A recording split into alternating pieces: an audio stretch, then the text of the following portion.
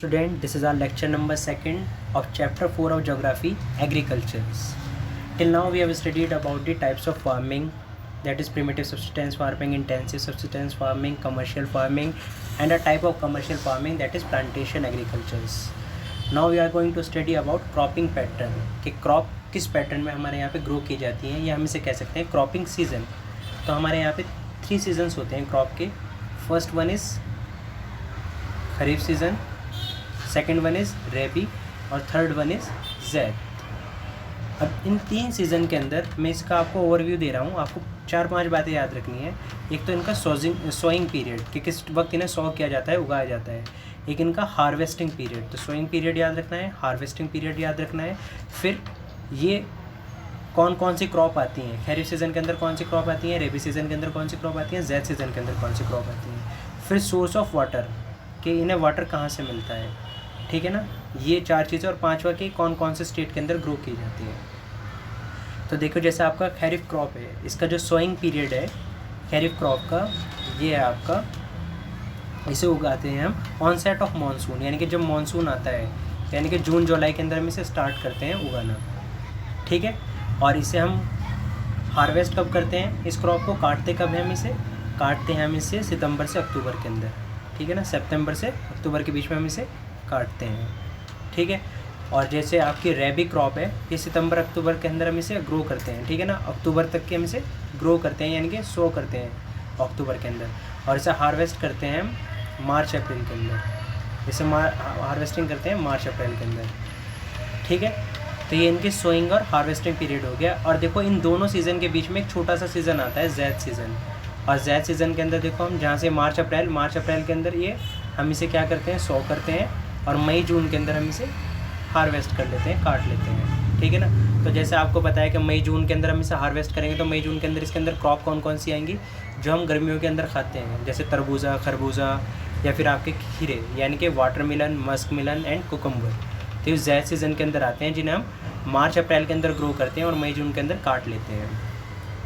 रबी crop के अंदर देखो, वो क्रॉप आएंगी जो विंटर के अंदर हमें जिन्हें ग्रो करते हैं और उन्हें काटते कब है, मार्च अप्रैल के अंदर. यानी कि इसके अंदर ज़्यादातर वो क्रॉप्स आएंगी जिन्हें वाटर की कम नीड होगी. ठीक है ना. जिन्हें वाटर की कम नीड होगी. और फिर खरीफ क्रॉप के अंदर देखो, वो क्रॉप आएंगे जिन्हें वाटर की बहुत ज़्यादा नीड होगी, क्योंकि जून जुलाई यानी कि जब मानसून आता है तब हम ग्रो करते हैं. यानी कि वो क्रॉप होंगी जिन्हें वाटर की नीड होगी. ये सारी क्रॉप्स आपको याद रखने हैं. इनका सोइंग पीरियड याद रखना है, हार्वेस्टिंग पीरियड याद रखना है. और फिर सोर्स ऑफ वाटर, तो देखो खरीफ वाले को तो कहाँ से मिल जाएगा, खरीफ वाले को वाटर कहाँ से मिलेगा, रेनफॉल से, क्योंकि मानसून होगा उस वक्त. तो ठीक है. अब देखो, बारिश सर्दियों में भी थोड़ी बहुत होती है. तो जो सर्दियों में होती है वो वेस्टर्न डिस्टर्बेंसेस की वजह से होती है, तो हम लिखेंगे वेस्टर्न साइक्लोन डिस्टर्बेंस. और दूसरा इन्हें कहाँ से मिलता है वाटर, कैनल से मिलता है. थर्ड देखो, ज़ैद वाले को तो बिल्कुल आर्टिफिशियली हमें प्रोवाइड करना पड़ेगा, जैसे ट्यूबवेल वगैरह हो गई. ठीक है ना. कैनल वगैरह हो गई, इनसे प्रोवाइड करेंगे. अब आपको मेरे ख्याल से पता चल गया होगा. स्टेट आपको देखो सारे याद रखने के, खरीफ के क्रॉप कौन से स्टेट में होती है, रबी किस में होती है, और ज़ैद किस के अंदर होती है. ये था इसका ओवरव्यू. अब हम इनसे पढ़ के देखते हैं. You have studied the physical diversity and plurality of cultures in India.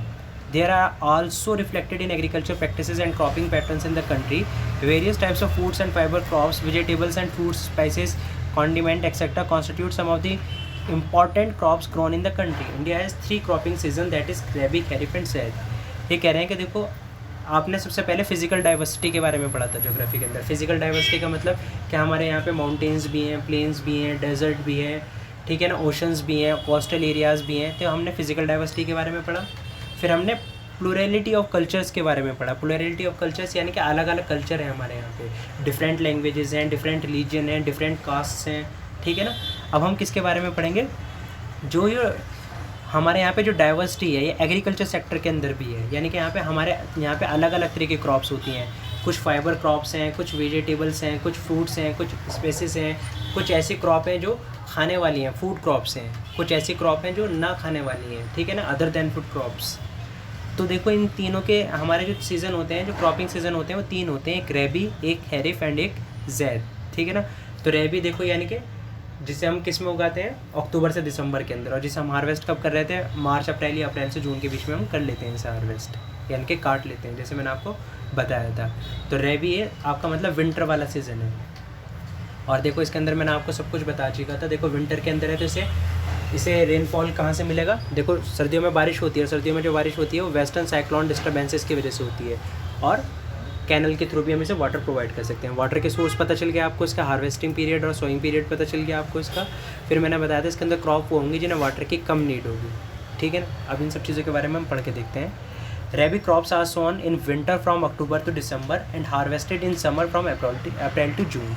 जैसे मैंने बताया कि इनका सोइंग सीज़न याद रखना है, तो सोइंग सीज़न कब है रैबी का क्रॉप का, अक्टूबर से दिसंबर, और इन्हें हार्वेस्ट कब किया जाता है, समर से जून तक के बीच में। Some of the important rabi crops are wheat, barley, peas, gram and mustard. जैसे मैंने बताया था आपको क्रॉप के नेम याद रखने हैं, तो ये आपकी रबी क्रॉप के कुछ क्रॉप्स हैं, रबी सीजन की कुछ क्रॉप्स हैं। दो these crops are grown in large parts of India, states from the north and north western parts such as Punjab, Haryana, Himachal Pradesh, Jammu and Kashmir, Uttarakhand, Uttar Pradesh are important for the production of wheat and other rabi crops. तो देखो point number 4 मैंने आपको बताया था कि कौन कौन से स्टेट्स के अंदर ये ग्रो होती हैं। फिर point number 5, availability of precipitation means rainfall during winter months due to winter temperate cyclones help in the success of these crops. However, the success of the green revolution in Punjab, Haryana, western Uttar Pradesh and parts of Rajasthan has also been an important factor in the growth of the above mentioned rbi crops. तो देखो फिर 5वां factor आया आपका कि इन्हें precipitation यानी कि रेनफॉल कब मिलता है विंटर मंथ्स में, किसकी वजह से होती है, वेस्टर्न टेम्परेट साइक्लोन की वजह से क्या होती है, रेनफॉल होती है विंटर के अंदर। तो ये इनकी क्या होगी, सोर्स ऑफ वाटर। और देखो इसके अंदर बहुत ज़्यादा हमें सक्सेस मिली है रबी क्रॉप के अंदर, क्योंकि जो ग्रीन रेवोल्यूशन आया था, और ग्रीन रेवोल्यूशन कौन कौन से स्टेट में आया था, पंजाब, हरियाणा, वेस्टर्न उत्तर प्रदेश और सम पार्ट्स ऑफ राजस्थान। तो देखो इसके अंदर हमने 5 पॉइंट्स पढ़े हैं, और उन वही 5 पॉइंट्स आपको लिख के आने हैं। इनका सोइंग सीज़न, इनका harvesting season, source of water, crops and states, कौन कौन से स्टेट्स में होते हैं। रबी क्रॉप के बारे में पढ़ा, ऐसे हम किसके, रबी सीज़न के बारे में पढ़ा, ऐसे हम किसके बारे में पढ़ेंगे, खरीफ सीज़न के बारे में। Kharif crops are grown with the onset of monsoon in different parts of the country and these are harvested in September October। जैसे मैंने बताया था खरीफ क्रॉप का जो सोइंग सीजन वो क्या है, onset of monsoon. Onset of monsoon का मतलब है जून से जुलाई, और हार्वेस्ट कब किया जाता है, सितंबर अक्टूबर। देखो 2 पॉइंट क्लियर हो गए, सोइंग सीजन और सोइंग पीरियड और हार्वेस्टिंग पीरियड। अब important crops grown during this season are paddy, maize, jowar, bajra, arhar, moong, urad, cotton, jute, groundnut and soyabean. Third हमारा पॉइंट क्लियर हो गया कि इसमें कौन कौन सी क्रॉप ग्रो करते हैं खरीफ सीजन के अंदर। Some of the most important rice growing regions are Assam, West Bengal, coastal region of Orissa, Andhra Pradesh, Telangana, Tamil Nadu, Kerala, Maharashtra, particularly like Konkan coast along with Uttar Pradesh and Bihar. Recently, paddy crop has also become an important crop of Punjab and Haryana. In cities like Assam, West Bengal and Odisha, these 3 crops of paddy are grown in a year. These are Oz, Aman and Boro। तो देखो 4th point भी हमारा clear हो गया कि इन्हें कौन कौन से स्टेट्स के अंदर ग्रो किया जाता है, ठीक है ना। तो सोइंग सीजन पता, सोइंग पीरियड पता चला, हार्वेस्टिंग पीरियड पता चला, क्रॉप्स के बारे में पता चला, और इनके सोर्स ऑफ वाटर के बारे में पता चला, ठीक है ना। और ठीक है, अब हम पढ़ेंगे in between the rabi and kharif season there is a short season during the summer months known as the zaid season. देखो मैंने बताया था रबी और खरीफ के बीच में एक छोटा सा सीजन होता है जिसे हम क्या कहते हैं, zaid season. Some of the crop producing during zaid are watermelon, muskmelon, cucumber, vegetables and fodder crop. Sugar cane take almost year to grow. तो देखो इन दोनों सीजन के बीच में एक छोटा सा सीजन होता है ज़ैद सीजन। इसका हार्वेस्टिंग पीरियड मैंने आपको सोइंग सीजन बताया। सोइंग पीरियड कौन सा है इसका, सोइंग पीरियड इसका वो है मार्च से अप्रैल, और इसे हार्वेस्ट कब करते हैं, मई जून। मई जून के अंदर के बाद, मई जून के गर्मियों में तो खाते हैं हम watermelon, muskmelon, cucumber, vegetables and fodder वगैरह। फिर इसके लिए आप सोर्स ऑफ वाटर लिख सकते हैं, कैनल, ट्यूबवेल वगैरह, ये सब चीज़ें लिख सकते हैं। क्योंकि ना तो उस वक्त सर्दियों की बारिश होती है ना गर्मियों की बारिश, तो ट्यूबवेल वगैरह से ही हमें कल्टिवेशन करना पड़ता है। देखो कुछ क्रॉप्स ऐसी हैं जिन्हें पूरा का पूरा ईयर लग जाता है ग्रो करने के लिए, ठीक है ना, जैसे शुगर केन हो गई, लेकिन इनका सीज़न जो है ना खरीफ माना जाएगा, क्योंकि इन्हें सो जाए खरीफ के टाइम में किया जाता है, खरीफ सीज़न में किया जाता है। I hope you have understood all the 3 seasons of the cropping pattern very well. Now we are going to study about the crops. अब हम क्रॉप्स के बारे में पढ़ेंगे, ठीक है ना। A variety of food and non-food crops are grown in different parts of the country depend upon the variation in soil, climate and cultivation practices. Major crops grown in India are rice, wheat, millet, pulses, tea, coffee, sugarcane, oilseed, cotton and jute etc. ये कह रहे हैं कि हमारे India के अंदर बहुत सारे food and non food crops को ग्रो किया जाता है अलग अलग पार्ट में। और देखो अलग पार्ट में अलग अलग तरह की क्रॉप्स को क्यों ग्रो करते हैं, क्योंकि देखो हर जगह की फिजिकल कंडीशंस अलग है, क्लाइमेटिक कंडीशंस अलग हैं। तो इसी वजह से कल्टीवेशन प्रैक्टिसेस अलग हैं। तो फिजिकल कंडीशन को ध्यान में रखते हुए, क्लाइमेटिक कंडीशन को ध्यान में रखते हुए, कल्टीवेशन प्रैक्टिसेस को ध्यान में रखते हुए हर स्टेट के अंदर अलग अलग तरह से क्रॉप ग्रो की जाती है। और हमारी मेजर क्रॉप कौन कौन सी है इंडिया के अंदर? राइस हो गई, वीट हो गई, मिलेट्स हो गई, ये सब आपकी क्या है, मेजर क्रॉप्स हैं। तो जैसे मैंने आपको बताया था सीज़न के बारे में कुछ चीज़ें आपको याद रखनी है, ऐसे ही आपको क्रॉपिंग सीज़न के बारे में बताया था ना, ऐसे ही आपको जो क्रॉप्स हैं उनके बारे में कुछ चीज़ें याद रखनी है। तो फर्स्ट चीज़ आपको क्या याद रखनी है कि वो क्रॉप कौन से सीज़न में आती है, यानी कि खरीफ में आती है या फिर रबी में आती है या जैद में आती है, कि कौन सी क्रॉप है। तो आपको पहले क्या लिखना पड़ेगा? उसका सीज़न, ठीक है। सेकंड आपको लिखना पड़ेगा उसे कितने टेम्परेचर की नीड है, सेकंड आपको बताना पड़ेगा उसे कितने टेम्परेचर की नीड है। थर्ड आपको बताना पड़ेगा उसे रेनफॉल कितनी चाहिए, ठीक है ना। फिर फोर्थ आपको बताना पड़ेगा एरिया, कि वो कौन से एरिया में होती है इंडिया के, नॉर्थ एरिया में, नॉर्थ साइड में होती है, साउथ में होती है, ईस्ट में होती है, नॉर्थ ईस्ट में होती है, आपको ये एरिया डिफाइन करना पड़ेगा। फिर उसके बाद आपको बताना पड़ेगा वो कौन कौन से स्टेट के अंदर हम ग्रो करते हैं उस क्रॉप को। फिर सिक्स्थ आपको बताना पड़ेगा उसका एक मेन पॉइंट, यानी कि की पॉइंट बताना पड़ेगा। तो ये आपको 6 पॉइंट याद रखने हैं हर क्रॉप के लिए। मैं देखो इसके अंदर आपको सारी क्रॉप नहीं पढ़ाऊँगा, ये सब आपको खुद पढ़नी है क्योंकि सब में स्टेटिक पोर्शन है। मैंने आपको बता दिया है पढ़ना कैसे है, आप इसकी एक टेबल बना सकते हैं। हर किसी के लिए आपको ये 6 चीज़ें मेंशन करनी है और उन्हें याद कर लेना है, वरना आपके लिए बहुत ज़्यादा डिफिकल्ट होगा इन सब चीज़ों को याद रखना। तो आपको याद रखना है उसका सीज़न कौन सा है उस क्रॉप का, खरीफ है, जैद है, रबी है। सेकंड उसे कितने टेम्परेचर की नीड है। थर्ड उसे कितने रेनफॉल की नीड है। फोर्थ वो कौन से एरिया के अंदर होती है, नॉर्थ, साउथ, ईस्ट, वेस्ट, ठीक है ना। फिफ्थ वो कौन कौन से स्टेट आते हैं उस एरिया के अंदर। और सिक्स्थ एक की पॉइंट उसके बारे में, कोई एक अच्छी सी इंपॉर्टेंट बात। अब स्टार्ट करते हैं हम राइस से। तो देखिए, rice it is the staple food crop of a majority of the people in India. यानी कि देखो, एक बहुत ही इम्पॉर्टेंट क्रॉप है और इसे खाने के लिए हम इम्पॉर्टेंट है खाने के लिए, मतलब स्टेपल फूड क्रॉप हमारे हर किसी के खाने में पाई जाती है इंडिया के अंदर, राइस जो है। Our country is the second largest producer of rice in the world after China. तो ये इसका की पॉइंट हो गया। की पॉइंट क्या हो गया कि चाइना के बाद सबसे ज़्यादा कि कहाँ पे प्रोड्यूस होता है राइस, इंडिया के अंदर। तो इसका की पॉइंट हो गया। ये जो इसका पहला वाला था ये भी इसका क्या था, एक इंट्रोडक्शन की तरह की पॉइंट लिख सकते हैं। It is the staple food crop of majority of the people in India. Our country is the second largest producer of rice in the world after China. ये दोनों की पॉइंट है, इनमें से कोई एक लिखना है। वैसे ज़्यादा इंपॉर्टेंट इसमें यह है, our country is the second largest producer of rice in the world after China. फिर देखो, it is a kharif crop. जैसे मैंने बताया था आपको सीज़न याद रखना है, तो क्या है, it is a kharif crop which requires high temperature about 25 degree Celsius and humidity, ठीक है ना। तो देखो सेकंड पॉइंट क्लियर हो गया हमारा, क्या कि इसे 3 चीज़ें क्लियर हो गई हमारी। एक तो इसका की पॉइंट मिल गया हमें, एक ये पता चल गया इसे सीज़न कौन सा चाहिए, खरीफ सीज़न। एक ये पता चल गया इसे टेम्परेचर चाहिए 25 डिग्री सेल्सियस और हाई ह्यूमिडिटी चाहिए, और साथ साथ इसे रेनफॉल कितनी चाहिए, अबाउ 100 सेंटीमीटर। तो हमारे 4 पॉइंट्स क्लियर हो चुके हैं। In the areas of less rainfall it grows with the help of irrigation. यानी कि जहाँ पे रेनफॉल नहीं होती वहाँ पे हमें इरीगेशन की नीड करती है राइस को ग्रो कराने के लिए। फिर देखो, rice is grown in the plains of north and north eastern India, coastal areas and the deltaic regions. देखो हमारा 5th पॉइंट क्लियर हो गया कि किस एरिया में ग्रो करते हैं हम इसे।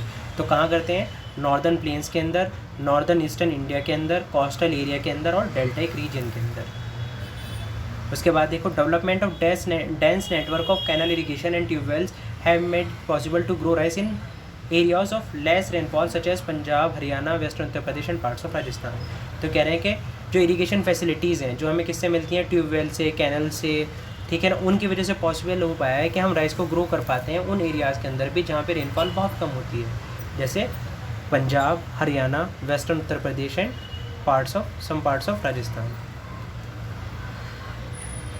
तो देखें, मैंने जो आपको 6 पॉइंट्स बताए थे वही 6 पॉइंट्स हमने इसके अंदर क्लियर करे। क्या थी वो 6 points?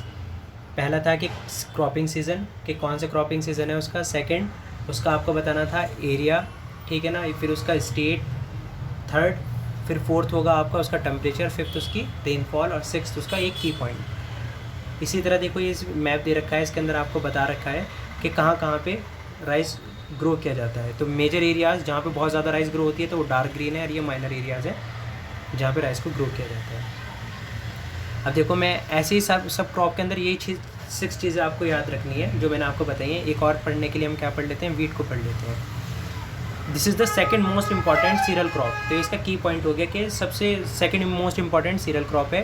It is the main food crop in north and north western parts of the country. ये इसका एरिया हो गया। तो ये कहाँ पे होती है? North and north western parts of the country. This रैबी crops require a cool growing season and a bright sunshine at the time of ripening. तो देखो इसमें भी फिर हमारा एक और पॉइंट क्लियर हो गया, क्या इसकी सीज़न कौन सा है? रैबी क्रॉप। फिर थर्ड पॉइंट भी हमारा क्लियर हो गया, इसे कैसी चाहिए? ब्राइट सनशाइन चाहिए जब ये पकने वाला होता है। फिर फोर्थ पॉइंट देखिए हमारा, it requires 50 to 75 centimetre of annual rainfall evenly distributed over the growing season. तो इसे रेनफॉल कितनी चाहिए? 50 to 75 सेंटीमीटर। ये हमारा फोर्थ पॉइंट क्लियर हो गया। There are 2 important wheat growing zones in the country, the Ganga Satluj plains in the north west and black soil region of the Deccan. तो देखो ये फिर इसका एरिया की बात है, तो इसका 5वां पॉइंट है। फिर इसका स्टेट आ जाएंगे, छठा point, the major wheat producing states are Punjab, Haryana, Uttar Pradesh, Madhya Pradesh, Bihar and Rajasthan. तो देखो इन सभी क्रॉप्स के अंदर ये 6 पॉइंट्स हैं और इन्हें आपको बहुत डिफ़िकल्टी होगी याद करने में। तो इसके लिए आपको बेहतर है आप क्या करेंगे, एक टेबल बना लेंगे। टेबल के अंदर आप वही सारी 6 चीज़ें लिखेंगे और सारी क्रॉप लिख लेंगे। जैसा आपने लिखा राइस और यहाँ लिखा वीट, और इनके ऊपर लिखते जाएँ कि इसे सीज़न कौन सा है, रबी है, खरीफ है, जैद है। फिर उसके बाद लिखें इसे टेम्परेचर की कितनी नीड है, जितनी भी नीड होगी वो लिख दें आप। फिर इसमें लिखें कि इसे एनुअल रेनफॉल कितनी चाहिए, ठीक है ना, रेनफॉल कितनी चाहिए इसे।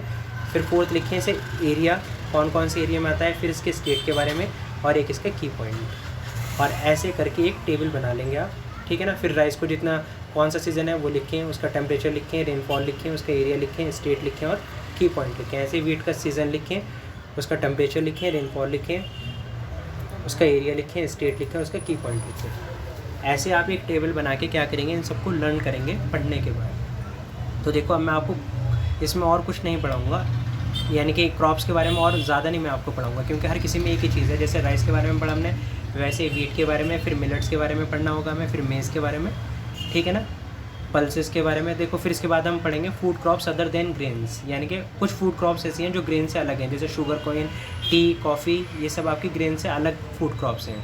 फिर इसके बाद नॉन फूड क्रॉप्स जिन्हें हम खाते नहीं हैं, जैसे रबड़ हो गई, जूट हो गई, कॉटन हो गई, इन सब के बारे में पढ़ेंगे। तो हम अपना जो नेक्स्ट लेक्चर है यहाँ तक कि आपको खुद पढ़ना है इन सब क्रॉप्स के बारे में, चाहे वो आपकी फूड क्रॉप्स हैं, चाहे वो food crops other than grains हैं, चाहे वो है नॉन फूड क्रॉप्स।